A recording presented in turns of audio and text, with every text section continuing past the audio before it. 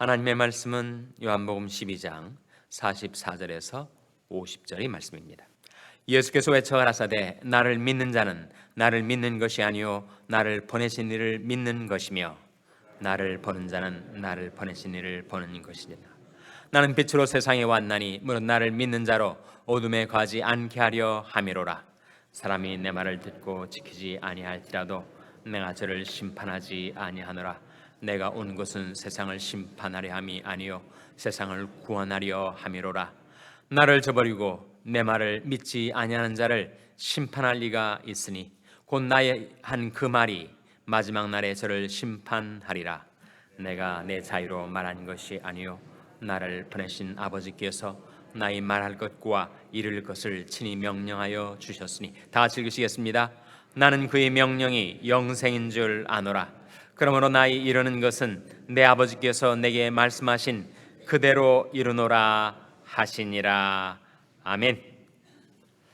할렐루야. 저희 평강의 복을 기원하는 마음으로 샬롬 인사 나누시기 바랍니다. 샬롬.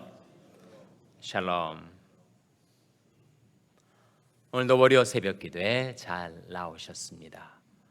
오늘이 사순절 23일째 새벽 기도입니다. 이제 막 중간 지점을 통과해서 부활절을 향하여 우리가 나아가고 있습니다. 정말 가뭄의 단비가 내리듯이 우리들이 메마른 심령에도 성령의 단비가 부어지고 하나님의 축복의 소낙비가 여러분의 삶 속에 퍼부어지게 되시기를 주님의 이름으로 축원합니다. 오늘 본 말씀은 예수 그리스도께서 바로 하나님의 계시다 그런 말씀이 44절 45절에 나오지 한번 같이 읽겠습니다. 44절 45절 말씀 시작. 예수께서 외쳐 가라사대 나를 믿는 자는 나를 믿는 것이 아니요 나를 보내신 이를 믿는 것이며 나를 보는 자는 나를 보내신 이를 보는 것이니라. 하나님이 어떻게 생기셨을까? 하나님은 어떤 분이실까? 하나님에 대해서 궁금해 하는 사람들이 많이 있죠. 또 호기심을 갖고 과연 하나님이 어떤 인격을 가지신 분이실까 알고 싶어하는 사람들이 많이 있습니다. 하나님은 누구와 같으신가? 하나님은 the Christ-like God, 그리스도와 같으신 하나님이십니다. 그래서 우리가 그리스도를 보면 하나님이 누구이신지를 알 수가 있게 됩니다. 본래 하나님을 본 사람이 없으되 아버지 품속에 있는 독생하신 하나님이 나타내셨느니라. 본래 하나님을 본 사람이 없었어요. 그런데 아버지 품속에 있는 독생하신 하나님, 곧 우리 주 예수 그리스도께서 하나님이 누구이신지를 우리에게 나타내 보여 주셨습니다. 옛적에 여러 부분과 여러 모양으로 우리 조상들에게 말씀하시던 하나님이 이 모든 날 마지막에 아들로 우리에게 말씀하셨다. 그러니까 하나님 당신 자신이 어떤 분이신지를 우리에게 나타내려 하실 때 아들을 통하여 하나님을 우리에게 보여주셨다 하는 거죠. 말씀이 육신이 되어 우리 가운데 거하심에 우리가 그 영광을 보니 아버지 독생자의 영광이요 무엇과 무엇이 충만하더라 그랬습니까? 은혜와 진리가 충만하더라. 하나님이 양대 속성을 사랑과 공의라고 하죠. 십자가를 바라보시면 종축과 횡축이 만나듯이 십자가에는 하나님의 사랑과 공의가 만나 있습니다. 하나님은 사랑이시라. 하나님은 빛이시라. 빛은 바로 공의를 말하죠. 그래서 하나님의 사랑과 하나님의 공의가 만난 곳에 십자가가 있어서 우리는 십자가를 통하여 하나님은 정말 우리를 사랑하시되 자기 독생자를 십자가에 내어주시기까지 우리를 사랑하시는, 과연 하나님은 사랑이시구나 하는 것을 우리가 깨닫게 되는 것과 동시에 하나님은 어찌나 죄를 미워하시든지 공의로우셔서 죄를 심판하기 위해서라면 독생자의 생명까지 십자가에 내어줄 수밖에 없는 공의로우신 하나님이심을 우리가 알게 되었단 말이죠. 복음에는 하나님의 의가 나타났습니다. 복음에는 하나님의 사랑과 공의가 만났어요.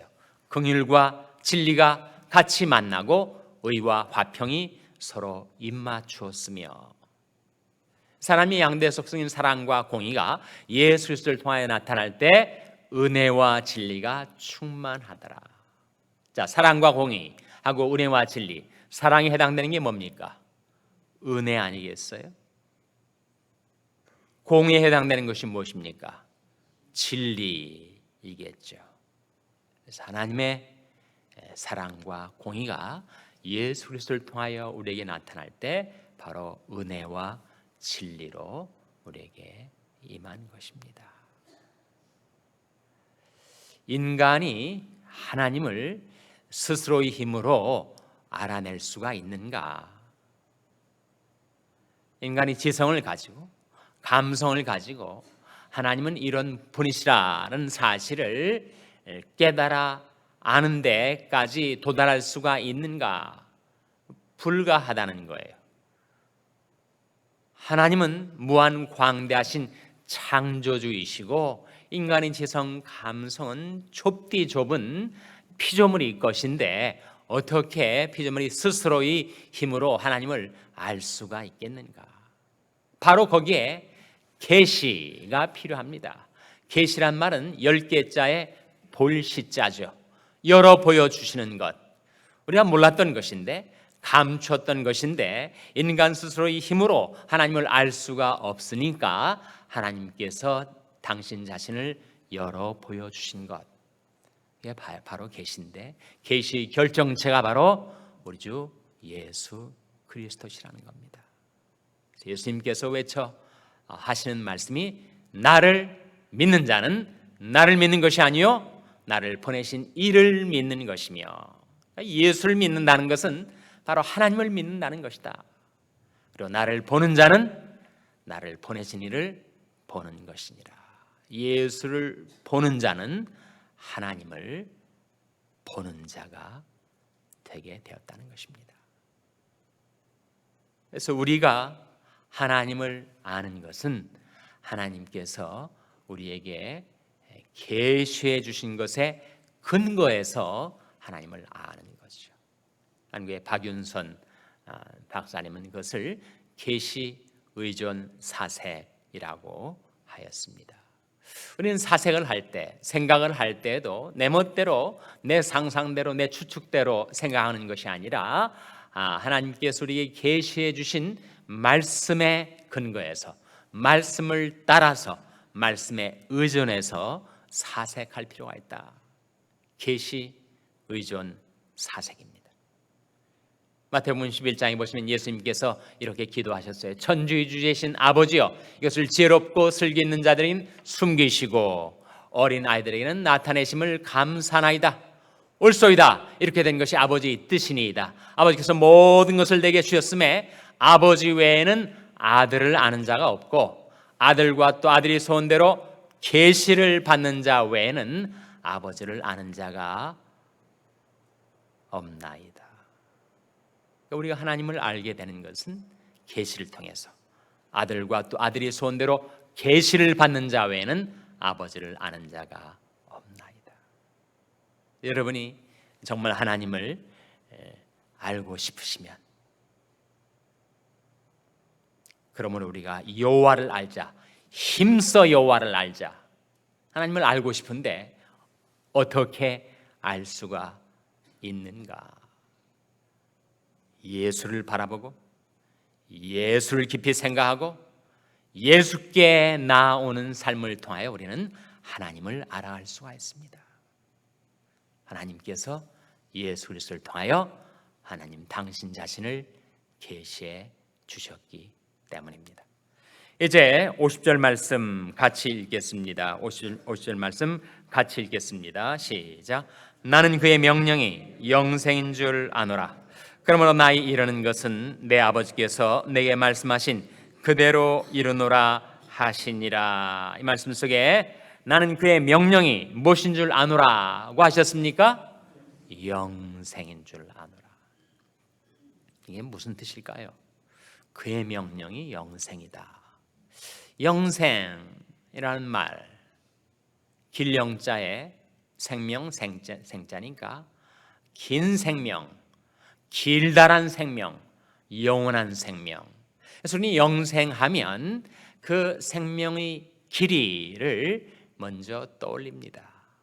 물론 영생이 그것을 포함하지요.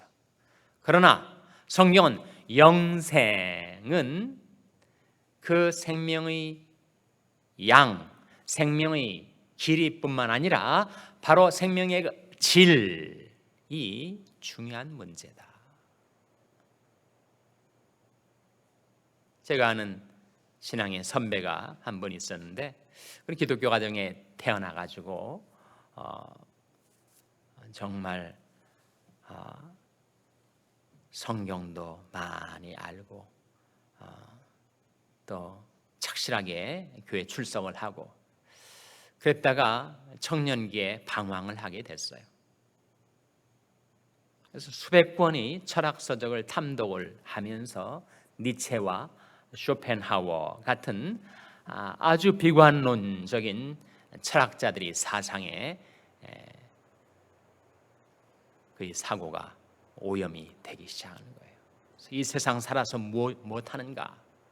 염세주의, 비관주의에 빠져들어가지고 자살을 결심한 거예요.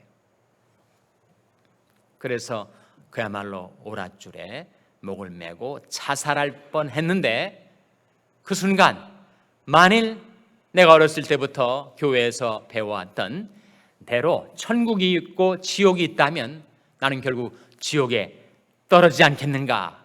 목에 걸렸던 오랏줄을 풀어버리고 또 땅에 떨어졌다는 거예요. 자기가 그렇게 쇼펜하우어 같은 염세주의 철학자의 사상 속에 빠져 있을 땐 제일 불쌍했던 분이 한 분이 있기는 했다는 거예요. 누가 불쌍했겠습니까? 하나님이 이렇게 불쌍하더라는 거예요. 아니 한 몇십 년 사는 인생도 이렇게 비참하고 괴로운데 죽지 못하시고 영원히 살아 계셔야 했을 하나님은 얼마나 딱하신 분인가. 그래 하나님을 동정했다는 거예요. 자기가 만일 영생이 생명의 길이만을 의미한다면, 그 시간이 양만을 의미한다면 여러분 정말 죽지 못해 사는 그 삶을 언제까지나 살아야 하는 그 인생은 얼마나 정말 비참하겠습니까? 영생은 시간이 양이 아니라 바로 그 삶의 질이다. 근데 그 영생이 무엇인가? 영생은 바로 하나님 말씀 안에 살아가는 삶이라고 하셨습니다. 나는 그의 명령이 영생인 줄 아노라. 살자 하나님의 말씀을 우리가 제대로 믿으면, 믿음은 받는 것인데 우리가 하나님의 말씀을 제대로 받으면 그 말씀이 나를 살려냅니다. 살리는 것은 영이니 육은 무익하니라. 내가 너에게 이른 말이 영이요 생명이라. 우리가 크고 작은 그런 경험들을 하지 않습니까? 정말 마음이 불안하고 내 마음속 깊은 곳에 두려움이 있고 내 심령이 낙심이 되고 정말 마음이 그러니까 그 삶이 괴로운 거죠. 무릇 지킬 만한 것보다 더욱 내 마음을 지키라. 생명의 근원이 이에서 남이니라 했는데 그 마음이 온갖 세상 근심 걱정 불안 두려움으로 유린을 당하고 있으니 그 마음이 거반 죽게 되었단 말이지.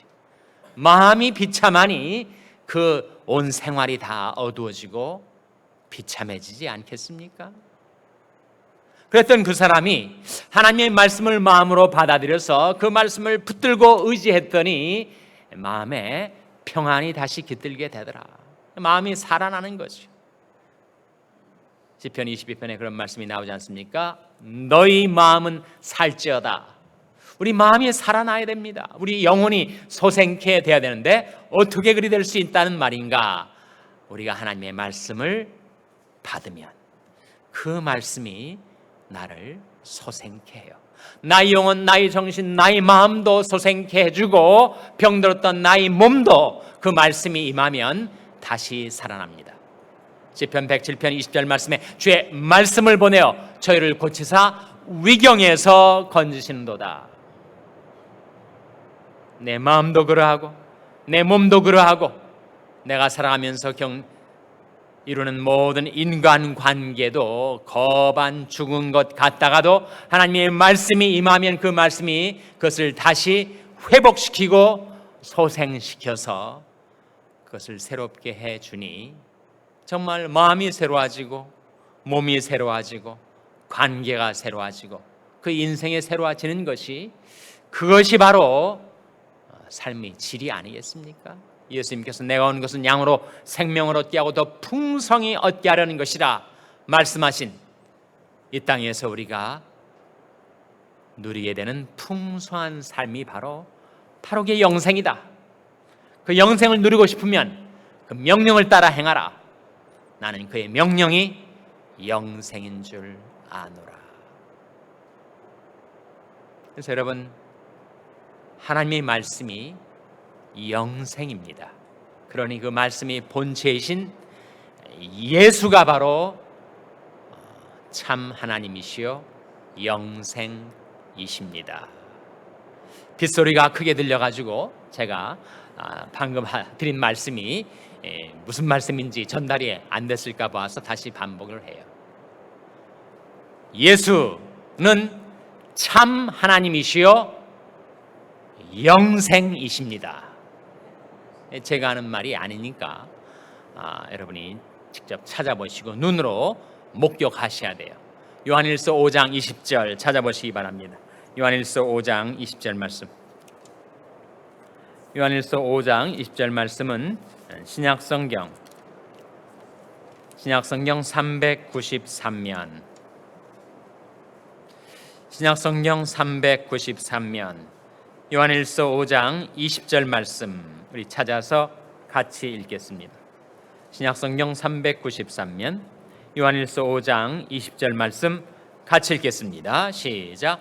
또 아는 것은 하나님이 아들이 이루더 우리에게 지각을 주사 우리로 참된 자를 알게 하신 것과 또한 우리가 참된 자 곧 그의 아들 예수 그리스도 안에 있는 것이니 그는 참 하나님이시요 영생이시라. 누가 참 하나님이시고 영생이시라고요? 바로 예수 그리스도.